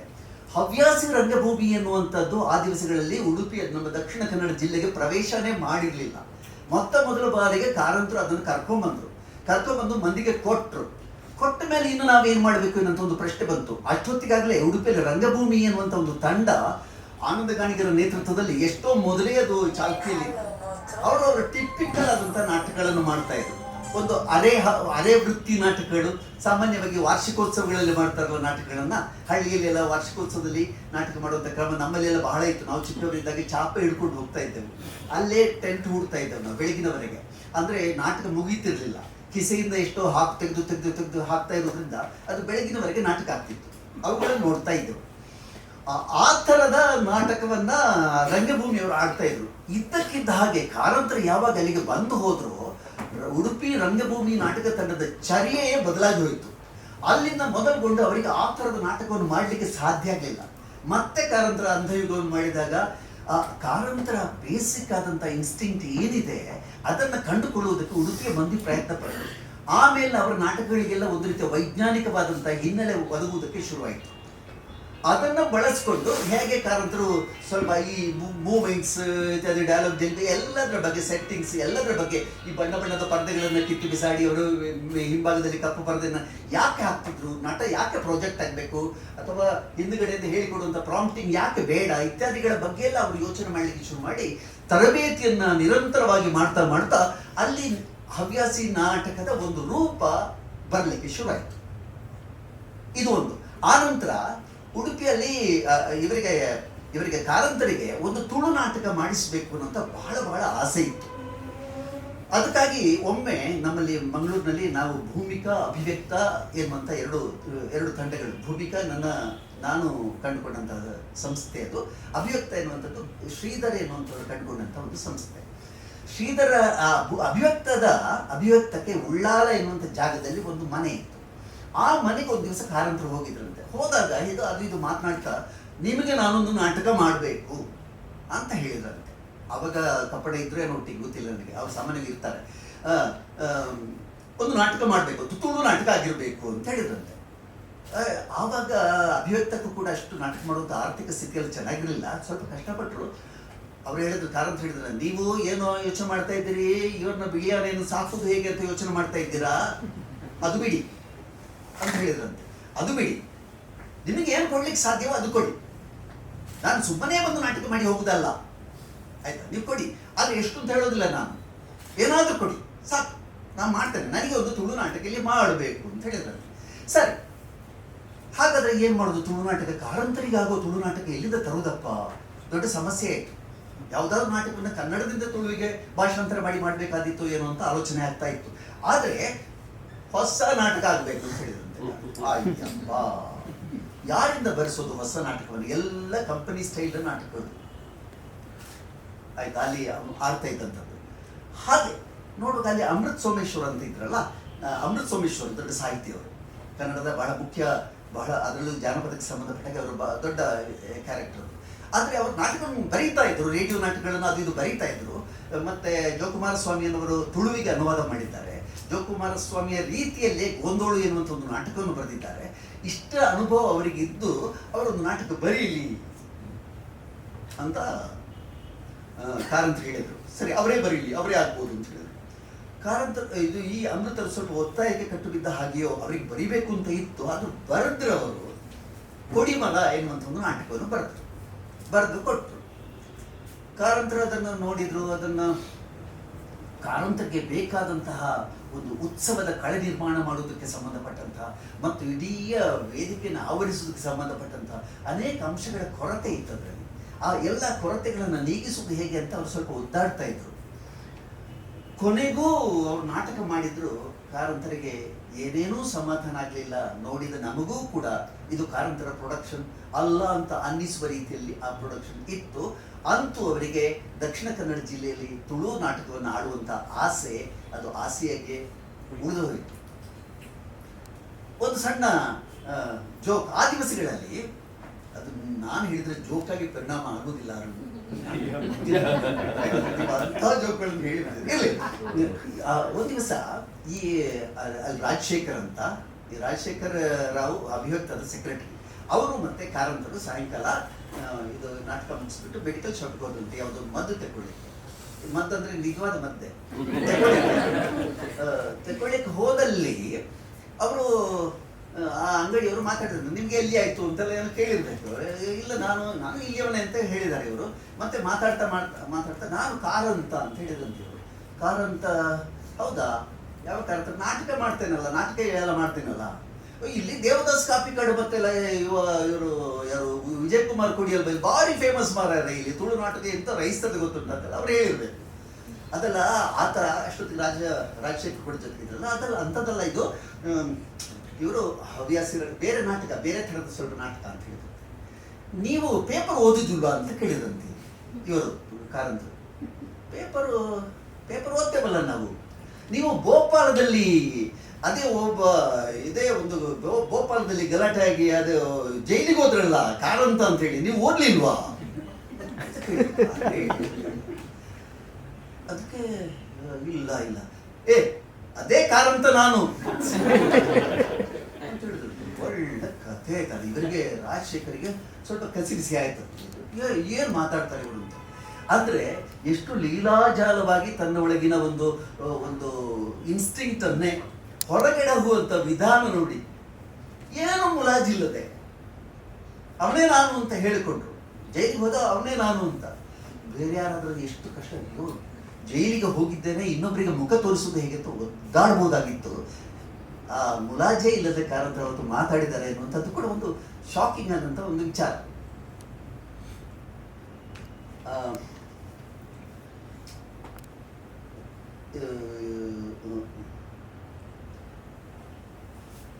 ಇದು ವಾಪಸ್ ಸ್ವಲ್ಪ ಹಿಂದಕ್ಕೆ ಹೋಗ್ತಾನೆ. ಇವರು ಕಾರಂತರು ಚಿಕ್ಕವರಿದ್ದಾಗ ಪುತ್ತೂರಿಗೆ ಬಂದ ಮೇಲೆ, ಪುತ್ತೂರಲ್ಲಿ ಒಬ್ರು ಭಟ್ರು ಕುಕ್ರಭಟ್ ಕೃಷ್ಣ ಭಟ್ ಅಂತ, ಅವರ ಮನೆಯಲ್ಲಿ ಇವರು ಪಾಠ ಮಾಡ್ತಾ ಇದ್ರು. ಇವರು ಪಾಣೆಮಂಗ್ಳೂರಲ್ಲಿ 8ನೇ ಕ್ಲಾಸ್ವರೆಗೆ ಕಲಿತು, ಕುಕ್ಕಾಜಿಯಲ್ಲಿ 5ನೇ ಕ್ಲಾಸ್ವರೆಗೆ ಕಲಿತು, ಪಾಣೆಮಂಗ್ಳೂರಿಗೆ ಬಂದು 8ನೇ ಕ್ಲಾಸ್ವರೆಗೆ ಕಲಿತು, ಇನ್ನು ಸಾಕು ಅಂತ ಹೇಳಿದಂತೆ ಅವರಪ್ಪ. ಹಾಗೆ ಪಾಠ ಮಾಡುವಂಥ ಕೆಲಸವನ್ನ, ಈ ಮಕ್ಕಳಿಗೆ ಟ್ಯೂಷನ್ ಕೊಡುವಂಥ ಕೆಲಸವನ್ನ ಇವರಿಗೆ ಒಪ್ಪಿಸಿ ಇವರನ್ನ ಪುತ್ತೂರಿಗೆ ಕಳಿಸಿದರು. ಪುತ್ತೂರಲ್ಲಿ ಒಂದು ಮನೆಯಲ್ಲಿದ್ದರು, ಕೃಷ್ಣ ಭಟ್ರ ಮನೆಯಲ್ಲಿ, ಕುಕ್ರಭಟ್ ಕೃಷ್ಣ ಭಟ್ ಅಂತ ಅವರ ಮನೆಯಲ್ಲಿದ್ದರು. ತುಂಬ ಒಳ್ಳೆಯ ಮನುಷ್ಯ ಅವರು, ಅವ್ರ ಮನೆಯಲ್ಲಿದ್ದರು. ಆ ದಿವಸಗಳಲ್ಲಿ ಇವರಿಗೆ ಈ ಕಳ್ಳತನದ್ದೆಲ್ಲ ಸಿಕ್ಕಾಬಳೆ ಜಾಸ್ತಿ ಆದದ್ದು. ಅದಕ್ಕಿಂತ ಮೊದಲೇ ಇವರು ಶುರು ಮಾಡಿದ್ದಾರೆ. ಅವರೇ ಸ್ವತಃ ಹೇಳ್ಕೊಳ್ತಾರಲ್ಲ, ಎಂಥ ಒಂದು ಮುಗ್ಧ ಜೀವಿ ಅದು ಅಂತ ನಾವು ಅಂದ್ಕೊಳ್ಬೋದು. ಅವರು ಇನ್ನೊಬ್ರು ಅದೇ ಹೆಸರನ್ನ ಕಾರಂತ ಅಂತ ಕುಕ್ಕಾಜಿಯಲ್ಲಿ ಇದ್ರಂತೆ. ಆ ಕಾರಂತರ ಮನೆಯಲ್ಲಿ ಇವರು ಇರ್ತಾ ಇದ್ರಂತೆ. ಅಲ್ಲಿ ಒಂದು ಹೆಂಗಸು ಮಲ್ಕೊಂಡು ನಿದ್ರೆ ಮಾಡ್ತಾ ಇರುತ್ತೆ. ಇವರು ಅಲ್ಲಿ ಒಂದು ಸ್ವಲ್ಪ ದುಡ್ಡು ಕಂಡು ಬಿಟ್ಟು ಇವರು ಅಲ್ಲಿವರೆಗೆ ಹೋಗಿ ಆಕೆ ನಿದ್ರೆ ಮಾಡ್ತಿದ್ದಾಳೆ ಅಂತ ವಯಸ್ಸು ಅಲ್ಲಿ ಹೋಗಿ ದುಡ್ಡು ಲಪ್ಟಾಯಿಸಿ ಹೊರಗೆ ಬರಬೇಕಾದ್ರೆ ಇವರು ಈ ಹೆಂಗಸು ಬೊಬ್ಬೆ ಹಾಕಿ ಈ ಹೆಂಗಸಿಗೆಲ್ಲ ಅವರು ಈಗ ನೋಡ್ತಿದ್ರಂತ ಒಂದು ಕಣ್ಣಿನಲ್ಲಿ ಗೊತ್ತಾಗಿ ಅದು ಗಲಾಟಾಗಿ ಅಂಥವುಗಳು ಬೇಕಾದಷ್ಟು ಇವೆ ಇವರ ಇದರಲ್ಲಿ. ಕೃಷ್ಣ ಭಟ್ರ ಮನೆಯಲ್ಲಿ ಅಂತೂ ಇವರು ಭಾರಿ ದೊಡ್ಡ ಇದು ಮಾಡಿದ್ರು, ರಾತಾಂತವೇ ಮಾಡಿದ್ರು. ಅಟ್ಟದ ಮೇಲೆ ದುಡ್ಡು ಇಡ್ತಿದ್ರಂತೆ. ಅವ್ರಿಗೆ ಎಲ್ಲೆಲ್ಲಿ ದುಡ್ಡು ಇಡ್ತಿದ್ರು ಅನ್ನೋದು ಕೂಡ ಅವರಿಗೆ ಕೃಷ್ಣ ಭಟ್ರಿಗೆ ಕೆಲವೊಮ್ಮೆ ಗೊತ್ತಿರ್ತಿರ್ಲಿಲ್ಲ ಅಂತ. ಅಟ್ಟದ ಮೇಲೆ ಇದ್ದಂಥ ದುಡ್ಡನ್ನು ಇವರು ಒಂದು ದಿವಸ ಇವರು ಅಟ್ಟದ ಮೇಲೆ ಹೋಗ್ತಾರೆ. ಅವರಿಗೆ ಫ್ರೀಡಮ್ ಇದೆ ಅದ್ರ ಒಳಗಡೆ, ಆ ಮನೆಯಲ್ಲಿ ಮಕ್ಕಳಿಗೆ ಪಾಠ ಹೇಳುವಂಥವ್ರಲ್ವಾ, ಹಾಗೆ ಫ್ರೀಡಮ್ ಇದೆ. ಹಾಗೆ ನೋಡ್ಬೇಕಾದ್ರೆ ಅಲ್ಲಿ ಒಂದು ಪೆಟ್ಟಿಗೆ ಒಳಗಡೆ ಒಂದಷ್ಟು ದುಡ್ಡು ಇದೆಯಂತೆ. ಒಮ್ಮೆ ಒಂದು 8-9 ಕಾಯಿನ್ ಅವರು ಲಟಾಯಿಸಿದ್ರಂತೆ. ಅದರಿಂದ ಅದು ಕೃಷ್ಣ ಭಟ್ರಿಗೆ ಗೊತ್ತೇ ಆಗ್ತಿರ್ಲಿಲ್ಲ ಅಂತೆ, ಅಂದರೆ ಅಷ್ಟು ದುಡ್ಡಿತ್ತು ಅವರಿಗೆ. ಆಮೇಲೆ ಒಂದು ದಿವಸ ಇವರು 100ರ ನೋಟಿಗೆ ಕೈ ಹಾಕಿ ಅದರಲ್ಲಿ ನೋಟು ಕಡಿಮೆ ಕಂಡು ಕೊನೆಗೆ ಕೃಷ್ಣ ಭಟ್ರು ಅವರ ಅಪ್ಪನನ್ನೆಲ್ಲ ಕಾರಂತರ ಅಪ್ಪನನ್ನೆಲ್ಲ ಕರೆಸಿ ದೊಡ್ಡ ಇದು ಮಾಡಿದ್ರು. ನಿಜವಾಗಿ ಇವರು ಕಳ್ಳತನ ಮಾಡ್ತಾ ಇದ್ರು, ಆದರೆ ಯಾಕೆ ಕಳ್ಳತನ ಮಾಡ್ತಾ ಇದ್ರು ಎನ್ನುವಂಥದ್ದು ಪ್ರಶ್ನೆ. ಅವರು ಪುಸ್ತಕಗಳನ್ನು ಖರೀದಿ ಮಾಡ್ತಾ ಇದ್ರು, ಅದೆಲ್ಲ ನೋಡ್ತಾ ಹೋದ್ರೆ ಅಂದರೆ ಅವರಿಗೆ ಬೇರೆ ದಾರಿಗಳಿರಲಿಲ್ಲ. ಪುಸ್ತಕಗಳನ್ನು ಕೊಡುವುದಕ್ಕೆ ಇರತಕ್ಕಂಥ ದಾರಿ ಅಂದರೆ ಇವರು ಕೊಡುವಂಥ ಟ್ಯೂಷನ್ ಹೆಸರು ಹೇಳ್ಕೊಂಡು ಕೊಡುವಂಥದ್ದು ಬಹಳ ಜುಜುಬಿ ದುಡ್ಡಾಗಿತ್ತು. ಹಾಗಾಗಿ ಇವರು ಆ ದುಡ್ಡು ಕದೀತಾ ಇದ್ರು, ಕದ್ದು ಪುಸ್ತಕ ತಗೊಳ್ತಾ ಇದ್ರು, ದೊಡ್ಡ ದೊಡ್ಡ ಪುಸ್ತಕಗಳನ್ನೆಲ್ಲ ಪರ್ಚೇಸ್ ಮಾಡ್ತಾ ಇದ್ರು. ಹಾಗೆ ಅನೇಕ ಪುಸ್ತಕಗಳನ್ನು ಇವರ ಪೆಟ್ಟಿಗೆಯಲ್ಲಿ ತುಂಬಿಸ್ತಾ ಇದ್ರು, ಜೋಪಾನ ಮಾಡ್ತಾ ಇದ್ರು. ಹಾಗೇನೆ ಅದೇ ದಿವಸಗಳಲ್ಲಿ ಇವರು ದಸರಾ ಬಂತಂತೆ. ಅಲ್ಲಿ ಪುತ್ತೂರಿನಲ್ಲಿ ದಸರಾ ಚೆನ್ನಾಗಿ ಮಾಡ್ತಾರೆ. ಶಿವರಾಮ್ ಕಾರಂತರು ಒಂದು ನಾಟಕ ಮಾಡಿಸ್ತಾ ಇದ್ರಂತೆ ದಸರಾ ಕಾಲಘಟ್ಟದಲ್ಲಿ ಪುತ್ತೂರಲ್ಲಿ. ಕಾರಂತರು ಹೋದ್ರಂತೆ, ಮರಿ ಕಾರಂತರು ಹೋದ್ರಂತೆ ದೊಡ್ಡ ಕಾರಂತರ ಹತ್ರ ಹೋಗಿ ಕೇಳಿದ್ರಂತೆ, ನನಗೊಂದು ಪಾಠ ಬೇಕು ಅಂತ. ಆದರೆ ದೊಡ್ಡ ಕಾರಂತರು ರಿಜೆಕ್ಟ್ ಮಾಡಿದ್ರು. ಇಲ್ಲ, ನೀನು ಆಗೋದು, ನಾನು ಈಗಾಗಲೇ ಎಲ್ಲ ಶುರು ಮಾಡಿಬಿಟ್ಟಿದ್ದಾನೆ, ನೀನು ಹೊರಟೋದು ಅಂತ ಹೇಳಿದ್ರು. ಇವರು ಬಂದು ಭಾಳ ಬೇಸರ ಆಯ್ತಂತೆ ಇವರಿಗೆ. ಕಾರಂತರ ಶಿವರಾಮ್ ಕಾರಂತರ ಒಟ್ಟಿಗೆ ನಾಟಕ ಆಡಬೇಕು ಅಂತ ಭಾಳ ಆಸೆ ಇತ್ತಂತೆ, ಆಗಲಿಲ್ಲ ಅಂತ. ಆದರೆ ಒಂದು ಹಠ ಬಂದಂತೆ ಇವರಿಗೆ, ನಾನೇ ಮಾಡಿದ್ರು ಹೇಗೆ ಅಂತ ಹೇಳಿಕೊಂಡು ಇವರು ಒಂದು ಡೋಂಗಿ ಗೆಜೆಟ್ ಅಂತ ಒಂದು ನಾಟಕ ಬರೆದ್ರಂತೆ.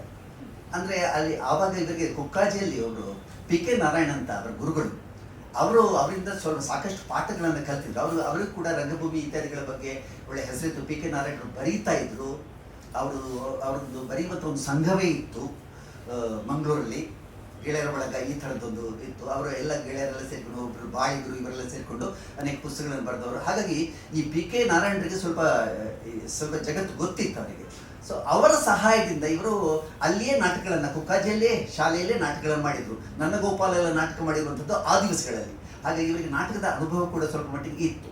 ಇದನ್ನೆಲ್ಲ ಇಟ್ಟುಕೊಂಡು ಇವರು ಸ್ವತಃ ಈ ಡೋಂಗಿ ಗೆಜೆಟ್ ಅನ್ನುವಂಥ ನಾಟಕವನ್ನು ನಿರ್ಮಾಣವನ್ನು ಬರೆದುಬಿಟ್ಟು ಅದನ್ನು ರಂಗಭೂಮಿಗೆ ತಂದ್ರಂತೆ. ದಸರಾದ ಹೊತ್ತಿಗೆ ಅಲ್ಲಿ ಮಾಲಿಂಗೇಶ್ವರ ದೇವಸ್ಥಾನ ಇದೆ ಪುತ್ತೂರಲ್ಲಿ. ಆ ಪುತ್ತೂರಿನಲ್ಲಿ ಮಾಲಿಂಗೇಶ್ವರ ದೇವಸ್ಥಾನದಲ್ಲಿ ಅವರನ್ನೆಲ್ಲ ಇನ್ಫ್ಲುಯೆನ್ಸ್ ಮಾಡಿ ಅವರಿಗೆ ಅಲ್ಲಿ ಒಂದು ಜಾಗ ಪಡ್ಕೊಂಡ್ಬಿಟ್ಟು ಅಲ್ಲಿ ನಾಟಕ ಮಾಡಿದ್ರು. ನಾಟಕ ತುಂಬ ಜನ ಬಂದಿದ್ರಂತೆ. ಇವರು ನಾಟಕದಲ್ಲಿ ಇವರು ಬಹಳ ಮುಖ್ಯವಾಗಿ ಹೇಳಿದಂಥದ್ದು ಏನು ಅಂತ ಹೇಳಿದ್ರೆ, ಒಬ್ಬ ಎಂಜಿನಿಯರ್ ಆತ ಒಂದು ನದಿ ಜೋಡಣೆಗೆ ಸಂಬಂಧಪಟ್ಟಂತಹ ವಿಚಾರವನ್ನ ಪ್ರಾಜೆಕ್ಟ್ ಮಾಡಿದ್ದಾರೆ ಈ ಡೋಂಗಿ ಗೆಜೆಟ್ ಅಲ್ಲಿ. ಅವ ಹೇಳ್ತಾನಂತೆ, ಈ ನದಿಯನ್ನ ನಾವು ಹೀಗೆ ತಗೊಂಡು ಬಂದ್ರೆ, ನೇತ್ರಾವತಿಯನ್ನು ಹೀಗೆ ತಗೊಂಡು ಬಂದ್ರೆ ಅದನ್ನ ಅಲ್ಲಿಂದ ನರಹರಿ ಬೆಟ್ಟಕ್ಕೆ ಹಾಯಿಸಿ, ಅಲ್ಲಿಂದ ಇನ್ನೊಂದು ಕಡೆಗೆ ಹಾಯಿಸಿ, ಯಾವುದೋ ಒಂದು ಪ್ರದೇಶ ಇನ್ನೊಂದು ಪ್ರದೇಶ ಹಾಯಿಸಿ, ಹೀಗೆ ಎಲ್ಲ ಕಡೆಯನ್ನು ಸಂಪದ್ಭರಿತ ಮಾಡೋದಕ್ಕೆ ಸಾಧ್ಯ, ದೊಡ್ಡ ದೊಡ್ಡ ಗದ್ದೆಗಳನ್ನು ತೋಟಗಳನ್ನೆಲ್ಲ ನಿರ್ಮಾಣ ಮಾಡೋದಕ್ಕೆ ಸಾಧ್ಯ ಇತ್ಯಾದಿಗಳನ್ನೆಲ್ಲ ಹೇಳ್ಕೊಂಡು ಹೋದ್ರಂತೆ. ಅವನ ಕೆಲಸ ಅದು. ಆ ಇಂಜಿನಿಯರ್ ಬಂದು ಇಷ್ಟೆಲ್ಲ ಮಾಡೋದಕ್ಕೆ ಸಾಧ್ಯ ಅಂತ ಹೇಳೋದಂತೆ. ಕಾರಂತರ ಪಾತ್ರ ಪ್ರವೇಶ ಮಾಡ್ತಂತೆ. ಕಾರಂತ ಹೇಳ್ತಾರಂತೆ, ಇದೆಲ್ಲ ಶುದ್ಧ ಡೋಂಗಿ, ಇದೆಲ್ಲ ಆಗುವ ಹೋಗುವ ಕೆಲಸ ಅಲ್ಲ, ಇವನನ್ನು ನಂಬೇಡಿ ಹಾಗೆ ಹೀಗೆ ಅಂತ ಹೇಳಿಕೊಂಡು ಈ ಡೋಂಗಿ ಗೆಜೆಟ್ ಅನ್ನ ಸಾರಾಸಗಟ್ಟಾಗಿ ರಿಜೆಕ್ಟ್ ಮಾಡ್ತಾರೆ. ಕೋಲಾರದಲ್ಲಿ ವೆಂಕಟರಮಣಯ್ಯ ಅಂತಿರ್ಬೇಕು ಅವರ ಹೆಸರು, ಪರಮಶಿವಯ್ಯ, ಕೋಲಾರದ ಪರಮಶಿವಯ್ಯ ಅಂತ ಒಬ್ಬರು ಇಂಜಿನಿಯರ್. ಅವರು ಒಟ್ಟು ಒಂದು ಸಿಂಹಾವಲೋಕನ ಅಲ್ಲ, ಒಂದು ವಿಹಂಗಮ ನೋಟದ ಮೂಲಕ ನೇತ್ರಾವತಿ ನದಿಯನ್ನ ಹೇಮಾವತಿ ನದಿಗೆ ಜೋಡಿಸುವುದರ ಮೂಲಕ ಒಂದು ಚಿಕ್ಕಮಗಳೂರು ಮತ್ತು ಈ ಹಾಸನ ಮತ್ತು ಕೋಲಾರ ಈ ಕಡೆ ಎಲ್ಲ ಅತ್ಯಂತ ಸಮೃದ್ಧವಾದಂಥ ಕೃಷಿ ಪ್ರದೇಶವನ್ನಾಗಿ ಮಾಡುವುದಕ್ಕೆ ಸಾಧ್ಯ ಎನ್ನುವುದಾಗಿ ಅವರು, ಈ ಕಾರಂತರು ಈ ನಾಟಕವನ್ನಾಡಿದ 50 ವರ್ಷಗಳ ನಂತರ ಈ ಪರಮಶಿವಯ್ಯನವರು ಹೇಳ್ತಾರೆ. ಅದು ದೊಡ್ಡ ಪ್ರಾಜೆಕ್ಟ್ ಆಗಿ ಪರಿವರ್ತನೆ ಆಗ್ತದೆ. ಆಮೇಲೆ ಸರ್ಕಾರದ ಗಮನಕ್ಕೆ ಅದನ್ನು ಆ ಇಂಜಿನಿಯರ್ ಪರಮಶಿವಯ್ಯ ಅದನ್ನು ಸರ್ಕಾರದ ಗಮನಕ್ಕೆ ತಂದು 11,500 ಕೋಟಿ ಬಜೆಟ್, ಅದು ಹಿಂದಿನ ಸರ್ಕಾರಗಳು ಯಾವುದೆಲ್ಲ ನಮ್ಮ ಹೌದು ಅದೇ ಹಿಂದಿನ ಸರ್ಕಾರಗಳು ಅದಕ್ಕೆ ಪ್ರಾಜೆಕ್ಟ್ ಮಾಡಿಕೊಂಡು 11,500 ಕೋಟಿ ರೂಪಾಯಿಗಳನ್ನು ನಿಗದಿ ಮಾಡ್ತದೆ. ಅದೇ ಪ್ರಾಜೆಕ್ಟೇ ಈ ಎತ್ತಿನಹೊಳೆ ಪ್ರಾಜೆಕ್ಟ್ ಈಗ ಆಗ್ತಾ ಇದೆಯಲ್ಲ, ಇದುವೇ ಅರ್ಧಂಬರ್ಧ ಆಗ್ತಾ ಇದೆ. ಸರ್ಕಾರಗಳು 2-3 ಬಂದು ಹೋಯಿತು. ಅಂದರೆ ಈ ಕಾರಂತರು ವಿದ್ಯಾರ್ಥಿ ದೆಸೆಯಲ್ಲಿ ಇದ್ದಾಗಲೇ ನದಿಗೆ ನದಿ ಜೋಡಣೆ ಮಾಡುತ್ತಾ ಹೋದ್ರೆ ಇನ್ನೊಂದೇ ಆಗುತ್ತೆ, ಎಷ್ಟು ಬಂಜರ ಭೂಮಿಯನ್ನು ಕೂಡ ಫಲವತ್ತಾಗಿ ಮಾಡುವುದಕ್ಕೆ ಸಾಧ್ಯ ಎನ್ನುವುದನ್ನು ಆ ಕಾಲಘಟ್ಟದಲ್ಲಿ ಒಂದು ನಾಟಕದ ಮೂಲಕ ನಿರೂಪಿಸಿಕೊಟ್ಟದ್ದು. ಅದನ್ನೇ 50 ವರ್ಷಗಳ ನಂತರ ಈ ಪರಮಶಿವಯ್ಯನವರು ಒಂದು ಪ್ರಾಜೆಕ್ಟ್ ಆಗಿ ಮಾಡಿ ಸರ್ಕಾರಕ್ಕೆ ಒಪ್ಪಿಸಿದ್ದು. ಅದನ್ನೇ ಈಗ ಎತ್ತಿನ ಹೊಳೆಯಾಗಿ ಮಾಡ್ತಾ ಇರುವಂಥದ್ದು. ಹಾಗಾದ್ರೆ ಕಾರಂತರ ದೃಷ್ಟಿ ಸಮೀಪ ದೃಷ್ಟಿ ಅಂತೂ ಆಗಿರಲಿಲ್ಲ. ಅವರ ಎಳೆ ವಯಸ್ಸಿನಲ್ಲಿ ಅವರ ದೃಷ್ಟಿ ದೂರದೃಷ್ಟಿಯದ್ದಾಗಿತ್ತು ಎನ್ನುವುದಕ್ಕೆ ಇದೊಂದು ಅತ್ಯುತ್ತಮವಾದಂತಹ ಒಂದು ನಿದರ್ಶನ. ಈಗ ಮಂಚಿಯಲ್ಲಿ ಇವರು ನಾಟಕೋತ್ಸವ ಮಾಡಿದ್ರು. ಮಂಚಿಯಲ್ಲಿ ಈಗಿನವರು ನಾಟಕೋತ್ಸವ ಮಾಡ್ತಿದ್ದಾರೆ. ಮಂಚಿಯಲ್ಲಿ ಯಾಕೆ ನಾಟಕೋತ್ಸವ ಮಾಡ್ತಿದ್ದಾರೆ ಅಂತ ನಾನು ಅನೇಕರನ್ನ ಕೇಳಿದೆ, ಯಾಕೆ ಅಲ್ಲಿ. ಆವಾಗ ನನಗೆ ನನ್ನ ಗೆಳೆಯರೆಲ್ಲ, ಈಗ ನಾನು ಸ್ವಲ್ಪ ಹುಡುಕಾಟ ನಡೆಸ್ತಾ ಇರಬೇಕಾದ್ರೆ ನನ್ನ ಗೆಳೆಯರು ಹೇಳಿದ್ರು, ಮಂಚಿಯಲ್ಲಿ ಯಾಕೆ ನಾಟಕೋತ್ಸವ, ಕಾರಂತ ನಾಟಕೋತ್ಸವ ಅಂತ ಯಾಕೆ ಮಾಡ್ತಿದ್ದಾರೆ ಅಂತಂದ್ರೆ, ಮಂಚಿಗೂ ಕಾರಂತರಿಗೂ ಒಂದು ಅವಿನಾಭಾವ ಸಂಬಂಧ ಇದೆ. ಯಾವ ಥರದ ಸಂಬಂಧ ಅಂತಂದ್ರೆ, ಕಾರಂತರು ಮಂಚಿಯಲ್ಲಿ ಚೋಮನದುಡಿ ಸಿನಿಮಾ ಮಾಡಿದ್ರು. 35% ಮಂಚಿಯಲ್ಲೇ ಮಾಡಿದ್ರಂತೆ. ಆಮೇಲೆ ಸ್ವಲ್ಪ ಕುಕ್ಕಾಜಿಯಲ್ಲಿ, ಈ ಪತ್ತುಮುಡಿ ಮನೆಯಲ್ಲಿ ಒಂದು 15-20%, ಈ ಥರ ಬೇರೆ ಬೇರೆ ಎಲ್ಲ ಕಡೆ ಮಂಚಿಯೇ ಬಹಳ ಮುಖ್ಯವಾಗಿತ್ತು ಅವರಿಗೆ. ಅಲ್ಲಿ ಮಾಡಿದಂಥ ಈ ಸಿನಿಮಾ ನಿಮಿತ್ತವಾಗಿ ಕಾರಂತರಿಗೆ ಸುತ್ತಮುತ್ತಲಿನ ಎಲ್ಲರೂ ಬಹಳ ಬೇಕಾದವರಾಗಿದ್ದರು. ಅವರೆಲ್ಲರ ಸಮ್ಮುಖದಲ್ಲಿ ಈ ಚೋಮನದುಡಿ ಶೂಟಿಂಗ್ ಅಂತ ಅವ್ರನ್ನೆಲ್ಲ ಬಳಕೆ ಮಾಡಿಕೊಂಡೇ ಮಾಡಿರುವಂಥದ್ದು. ಹಾಗಾಗಿ ಮಂಚಿಯ ಜನಗಳು, ಅದರಲ್ಲಿ ಕೂಡ ಮಂಚಿಯಲ್ಲಿರೋದು ಇವರು ಕೋಟಾದವರು, ಮಂಚಿಯಲ್ಲಿರೋದು ಹವ್ಯಕರು, ಒಂದು ಸಾಮಾನ್ಯವಾಗಿ ಪರಸ್ಪರ ಸ್ವಲ್ಪ ಬೇರೆ ಬೇರೆ ಇರ್ತದೆ. ಆದರೆ ಈ ಕಾರಂತರ ಒಂದು ವಿಕ್ಷಿಪ್ತ ರೂಪ ಗುಣ ಭಾವ ಇತ್ಯಾದಿಗಳ ನಿಮಿತ್ತವಾಗಿ ಅವರೆಲ್ಲ ಇವರಿಗೆ ಬೇಕಾದವರಾದರು. ಕಾರಂತರ ಅಗಲಿಕೆಯ ನಂತರ ಅವರಿಗನ್ನಿಸ್ತು, ಇವರು ಮಂಚಿಯಲ್ಲಿ ಇದ್ದುಕೊಂಡು ಇಂಥ ಒಳ್ಳೆ ಕೆಲಸವನ್ನು ಮಾಡಿದ್ದಾರಲ್ಲ, ನಾವು ಯಾಕೆ ಇವ್ರು ನೆನೆಸ್ಬಾರ್ದು ಅಂತಲೇ ಅಲ್ಲಿ ಈ ಕಾರಂತರ ಹೆಸರಿನಲ್ಲಿ ನಾಟಕೋತ್ಸವ ಇವತ್ತಿಗೂ ನಡೀತಾ ಇದೆ. ಮೊನ್ನೆ ಅಷ್ಟೇ ದಶಮಾನೋತ್ಸವ ಆಯಿತು. ಕಾರಂತರಿಗೆ ಈ ಸಂಗೀತಕ್ಕೆ ಸ್ಫೂರ್ತಿ ಎಲ್ಲಿಂದ ಅಂತ ಒಂದು ಮಾತಿದೆ. ಅದಕ್ಕೆ ಕಾರಂತರು ಚಿಕ್ಕವರಿದ್ದಾಗ ಭಜನೆಗೆ ಹೋಗ್ತಿದ್ದಂತೆ. ಅಲ್ಲಿ ಎಲ್ಲ ಏಕಹ ಭಜನೆ, ಭಜನಾ ಸಪ್ತಾಹ ಇತ್ಯಾದಿಗಳೆಲ್ಲ ನಡೀತದೆ. ಸಪ್ತಾಹ ಅಂದ್ರೆ 7 ದಿವಸ ನಿರಂತರವಾಗಿ ನಡೆಯುವಂತಹ ಭಜನೆ ಕಾರ್ಯಕ್ರಮ. ಅದು ಇವರಿಗೆ ಅಷ್ಟು ದೊಡ್ಡ ಇದೆಲ್ಲ ಇರಲಿಲ್ಲ, ಏನು ಮನೆಯಲ್ಲಿ ಅಷ್ಟು ದೊಡ್ಡ ಸ್ಟ್ರಿಕ್ಟ್ ಎಲ್ಲ ಇರಲಿಲ್ಲ. ಇವರು ಎದ್ದುಕೊಂಡು ಹೋಗ್ತಾ ಇದ್ರು. ಅವರು ಭಜನೆಯಲ್ಲಿ ಭಾಗವಹಿಸ್ತಾ ಇದ್ರು. ಭಜನೆಯಲ್ಲಿ ಹಾಡಲಿಕ್ಕೆ ಶುರು ಮಾಡಿದ್ರು. ಆ ಒಂದು ಆ ಭಜನೆ ಹಾಡುವಂಥ ಪರಂಪರೆ ಅವರ ಮನೆಯೊಳಗಡೆ ಇದೆ ಅಂತಾರೆ. ಹಾಗೆ ಇವರು ಹಾಡ್ತಾ ಈ ಕೀರ್ತನೆಗಳನ್ನೆಲ್ಲ ತನಗೆ ಬೇಕಾದ ಥರದಲ್ಲಿ, ಅಂದ್ರೆ ಒಂದೇ ಬಗೆಯ ಭಜನೆಗಳಲ್ಲಿ ಹಾಡುವಾಗ ಒಂದೇ ಬಗೆಯ ಕೀರ್ತನೆಗಳನ್ನ ಹಾಡಿ ಸುಸ್ತಾಗುತ್ತಲ್ಲ, ಅದಕ್ಕೆ ಇವರು ಬೇರೆ ಬೇರೆ ಸ್ವಲ್ಪ ಸಂಗೀತ ಜ್ಞಾನ ಬಂದ ನಂತರ ಇವರು ಬೇರೆ ಬೇರೆ ರಾಗಗಳನ್ನು ಅಳವಡಿಸಲಿಕ್ಕೆ ಶುರು ಮಾಡಿದ್ರು, ಇವರು ಪಾಡಿಗೆ ಇವರು ರಾಗಗಳನ್ನು. ಹಾಗಾಗಿ ಅಲ್ಲಿ ಜನಗಳಿಗೆ ಬಹಳ ಮೆಚ್ಚುಗೆ ಆಗ್ತಿತ್ತು. ಅದಕ್ಕೆ ಸಣ್ಣ ಕುಣಿತಗಳನ್ನೆಲ್ಲ ಇವರು ಸಣ್ಣ ಒಂದು ಅಂದ್ರೆ ಈ ಸುತ್ತು ಮಂಡಲ ಭಜನೆ ಅಂತ ಮಾಡ್ತಾರೆ. ಸುತ್ತ ಕುಣಿತ ಭಜನೆ ಹೇಳುವಂಥದ್ದು, ಅದನ್ನು ಬಹಳ ಅದ್ಭುತವಾಗಿ ಮಾಡ್ತಾ ಇದ್ದಂತೆ ಇವರು.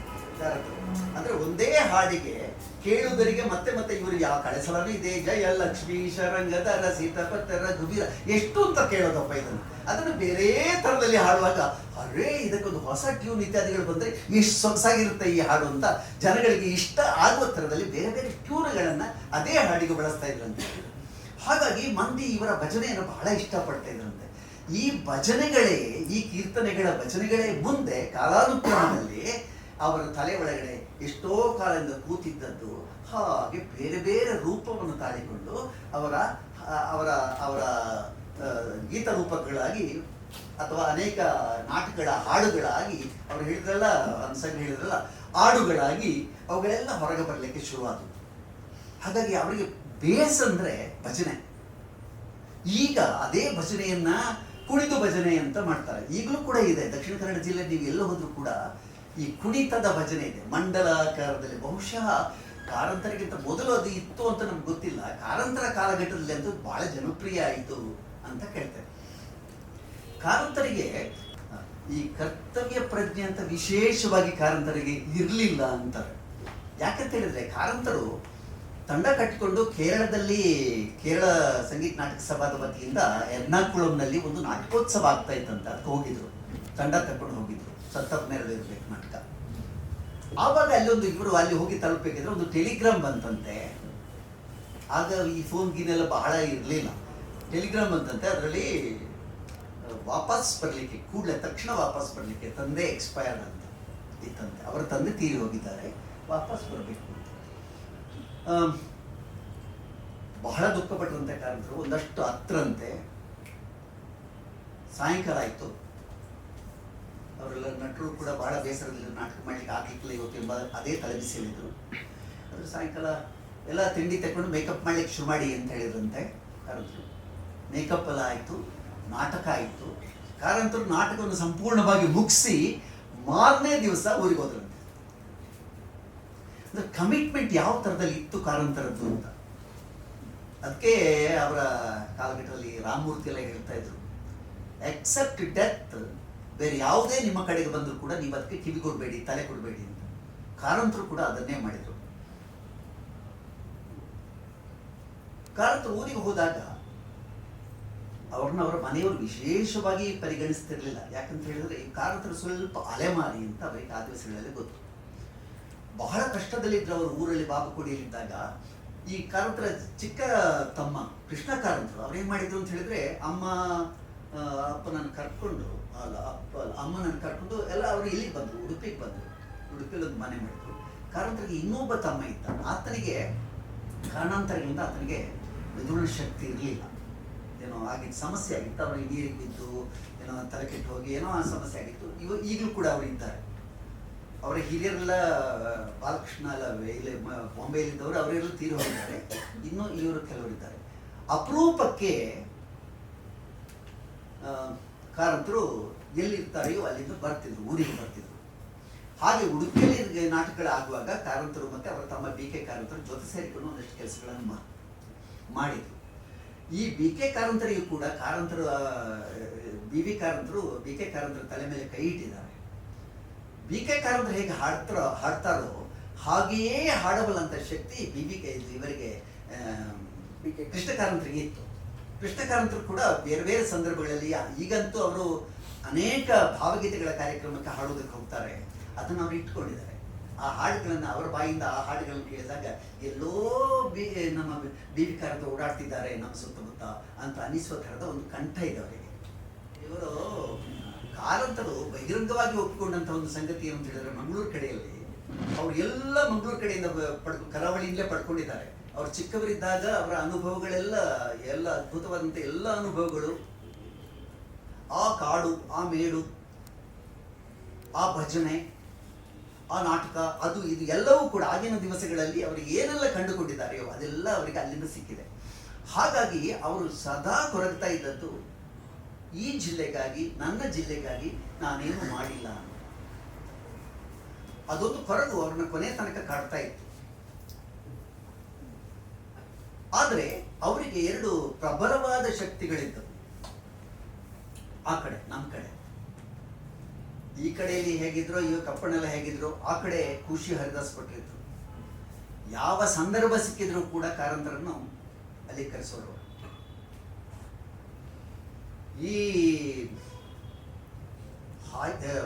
ತುಗ್ಲಕ್ ನಾಟಕ ಆಗೋ ದಿವಸಗಳಲ್ಲಿ ಹೇಳಿದ್ರಂತೆ ಕಾರಂತರಿಗೆ ಆರ್ಥಿಕವಾದಂಥ ಬಲ ಏನಿರಲಿಲ್ಲ. ಆಗಲೂ ಕೂಡ ಕಾರಂತರು ಹೇಳಿದ್ರಂತೆ, ನಮ್ಮ ಮನೆಯವರೆಲ್ಲ ಎಲ್ಲ ಇರ್ತಿದ್ರೆ ಎಲ್ಲ ಇದ್ದಾರೆ, ಎಲ್ಲ ಬಂದು ನೋಡ್ತಾ ಇದ್ರು ಅಂತ.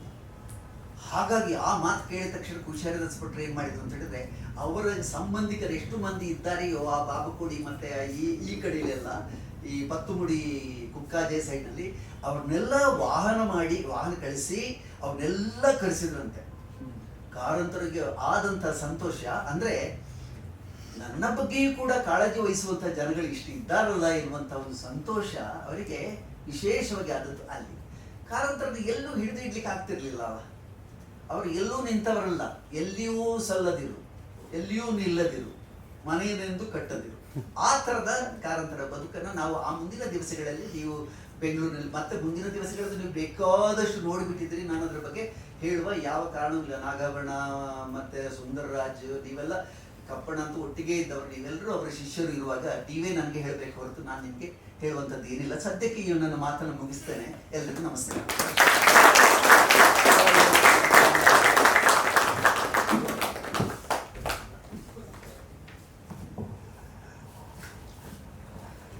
ಬಹುಶಃ ಇವತ್ತು ತುಂಬ ವಿಚಾರಗಳು ನಾವು ತಿಳ್ಕೊಳ್ಳೋಕೆ ಸಾಧ್ಯ ಆಯಿತು. ಒಂದು ಪ್ರಾರಂಭವೇ ನಮ್ಮ ಅರುಣ ಸಾಗರ ಹೆಸರಿಗೆತಕ್ಕಂತೆ ಒಂದು ಸಾಗರವನ್ನೇ ಬಿಚ್ಚಿಟ್ಬಿಟ್ಟ ಕಾರಂತರ ಬಗ್ಗೆ. ಸೊ ಬಹುಶಃ ಅದರ ಒಂದು ನೆರಳು ಸ್ವಲ್ಪ ತಟ್ಟಿದೆ ನಾದಾಗೆ. ಆದರೂ ಕೂಡ ಕರಾವಳಿಗೆ ಏನೂ ಮಾಡಿಲ್ಲ ಅನ್ನೋದು ಕೊರಗು ಕಾರಂತರಲ್ಲಿ ಇತ್ತು ಅನ್ನೋದು ಮಾತ್ರ ಸಹಜವಾಗಿ ಹೇಳಿದ್ರು. ಒಂದು ವಿಷಯ ಹೇಳಿದ್ರು, ಕಾರಂತರು ತಂದೆ ತೀರ್ಕೊಂಡಾಗ ಕಾರಂತರಿಗಾದ ಆಘಾತ ಮತ್ತು ಆ ಪರಿಸ್ಥಿತಿಯಲ್ಲಿ ನಾನು ಇದ್ದೆ ಅವತ್ತು. ಬಹುಶಃ ನಾಟಕ ಬಂದ್ಬಿಟ್ಟು ಹೈವದನ ನಾಗಬಣ್ಣನು ಜೊತೆಲಿದ್ದರು. ಟ್ರಿವ್ಯಾಂಡ್ರಮಲ್ಲಿ ಆಗಿದ್ದು ಎರ್ನಾಕುಲಂ, ಟ್ರಿವ್ಯಾಂಡ್ರಮ್ ಎರ್ನಾಕುಲಂ ಪಕ್ಕ ಎರ್ನಾಕುಲಂ. ಸೊ ಅಲ್ಲಿ ಏನಾಯಿತು ಅಂತಂದರೆ ನಾಟಕ ಎಲ್ಲ ಇನ್ನೇನು ಪ್ರಾರಂಭ ಆಗಬೇಕು, ಟೆಲಿಗ್ರಾಮ್ ಬಂದ್ಬಿಡ್ತು ಈ ಥರ ತಂದೆ ತೀರ್ಕೊಂಬಿಟ್ರು ಅಂತ. ತಕ್ಷಣ ಅವ್ರಿಗೆ ಒಂದು ಶಾಕ್ ಆಯಿತು. ಎಲ್ಲ ನಾವೆಲ್ಲ ಗ್ರೀನ್ ರೂಮಲ್ಲಿ ಇದ್ವಿ. ಸರಿ ಏನು ಮಾಡೋದು ಅಂತ ನೋಡಿದಾಗ ಸೈಡ್ ವಿಂಗಲ್ಲಿ ಹೋಗಿ ನೋಡ್ತೀವಿ, ಆಡಿಟೋರಿಯಂ ಫುಲ್ಲಾಗಿ ಬಿಟ್ಟಿದೆ. ನಾಟಕ ಅಂತೂ ನಿಲ್ಸೋಕ್ಕಾಗಲ್ಲ, ಬೇರೆ ಊರು, ಹೋದ ತಂದೆ ವಾಪಸ್ ಬರಲ್ಲ. ಆದರೆ ಹೋಗೋಕ್ಕಿನ್ನು 10 ಅವರ್ ಬೇಕು, 1-2 ಅವರ್ ಎಲ್ಲ ಗಾಡಿ ಕೆಟ್ಟೋಯ್ತು ಅಂದರೆ ಅಂತೆಲ್ಲ ಯೋಚನೆ ಮಾಡಿ ಶೋ ಮಸ್ಟ್ ಗೋ ಆನ್ ಅಂತ ಹೇಳಿ ನಾಟಕ ಪ್ರಾರಂಭ ಮಾಡಿದ್ರು. ಅದರಲ್ಲಿ ಒಂದು ಡೈಲಾಗ್ ಬರುತ್ತೆ. ಅದರಲ್ಲಿ ನಾನು ಕಪಿಲನ ಪಾತ್ರ ಮಾಡಿದ್ದೀನಿ.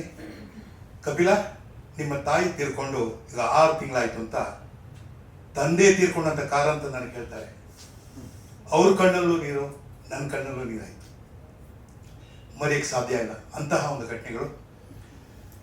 ಮುಂದಿನ ವಾರ 16ನೇ ತಾರೀಕು ಇಲ್ಲಿ ಭಾವನೆಗಳು ತುಂಬ್ತಾ ಇದೆ. ಯಾಕೆಂತಂದ್ರೆ ದಟ್ ಈಸ್ ಕಾರಂತರ ಒಂದು ಗೊತ್ತ ಅರ್ಥ ಆಗ್ತಿದೆ. ಅವ್ರ ತಂದೆ ಸತ್ತಾಗಲೂ ಟೆಲಿಗ್ರಾಮ್, ಅವ್ರ ತಾಯಿ ಸತ್ತಾಗಲೂ ಟೆಲಿಗ್ರಾಮ್.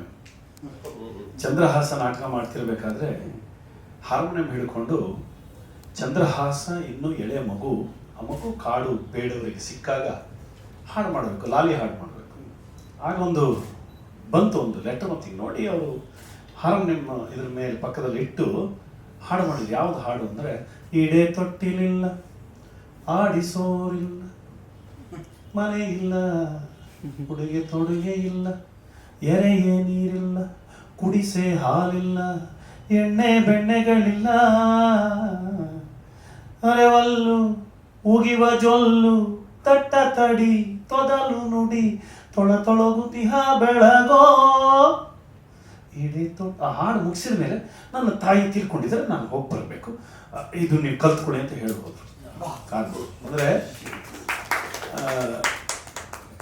ಕಾರಂತರ ಒಂದು ಗ್ರೇಟ್ನೆಸ್ ಏನು ಅಂದರೆ, ಈಗ ನಾನು ಸುಮ್ಮನೆ ಹೇಳಿದ್ದು ಸಮಯವನ್ನು ಬೇಕಾದ್ರೆ ನಾವು ಹಿಂದೆ ಹಾಕೋಣ ಅಂತ.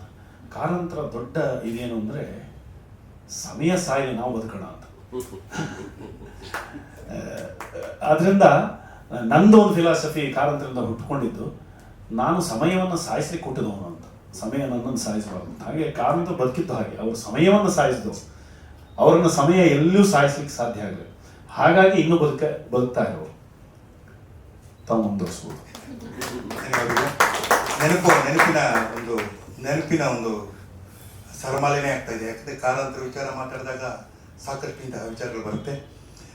ಇವತ್ತು ಬಂದು ನಮಗೆ ತಮ್ಮ ಅಭಿಪ್ರಾಯಗಳಂತ ಹೇಳೋಕ್ಕಿಂತ ತಮ್ಮ ಭಾವನೆಗಳನ್ನ ನಮ್ಮ ಮುಂದೆ ಬಿಚ್ಚಿಟ್ಟಿದ್ದೀರ ಅನಾಥ ಅವರು.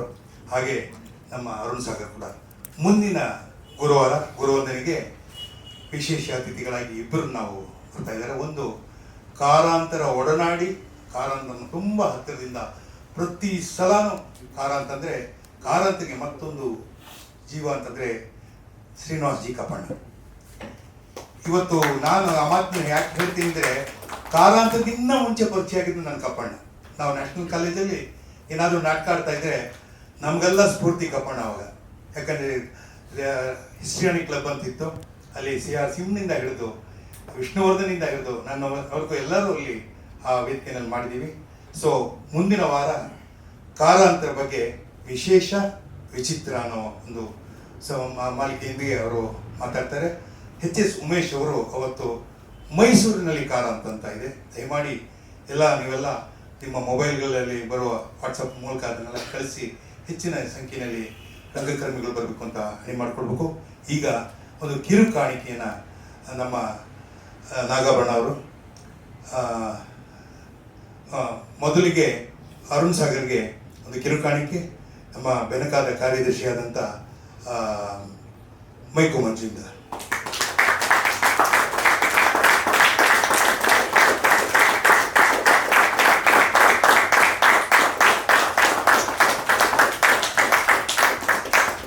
ನಾಗಾಭರಣ ಅವರಿಂದ